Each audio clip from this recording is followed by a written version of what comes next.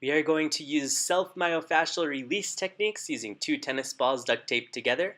In the middle of the two tennis balls, there's a little gap, and that's where we put your spinous process, or the bony part of your spine.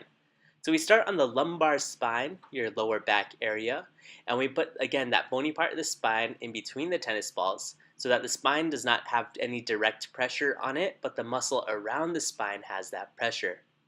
We then try to press our back into the tennis balls, and you can even raise one leg to increase the pressure and raise the opposite leg, kind of increasing the pressure on the tennis balls to just promote the muscle to relax a little bit more. You can also kind of move the hips into a posterior rotation and anterior rotation, as you see me doing in the video.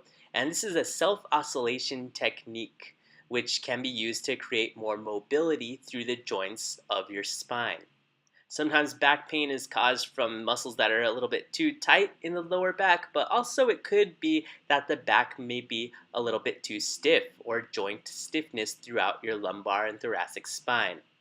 And so what you see me doing is after a few oscillations and relaxation at each vertebrae, I'm going to move the ball up to the next vertebrae and then repeat the same movement.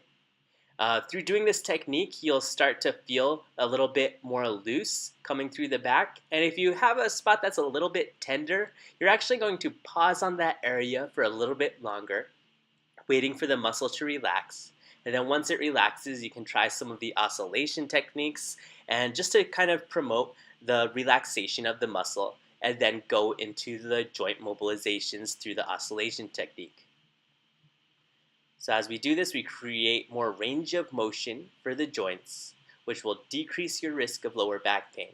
We also help to relax your erector spinae, which is the prime mover in lumbar extension. And when that muscle gets too tight, it can cause a little bit too much of an arch in the back, leading to lower back pain.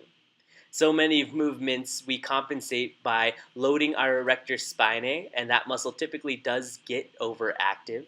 And so it is important to use self-myofascial release to relax that muscle.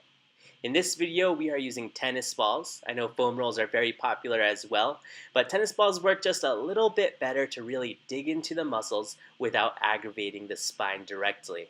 So I'd encourage you to really practice this, and I hope that you see results.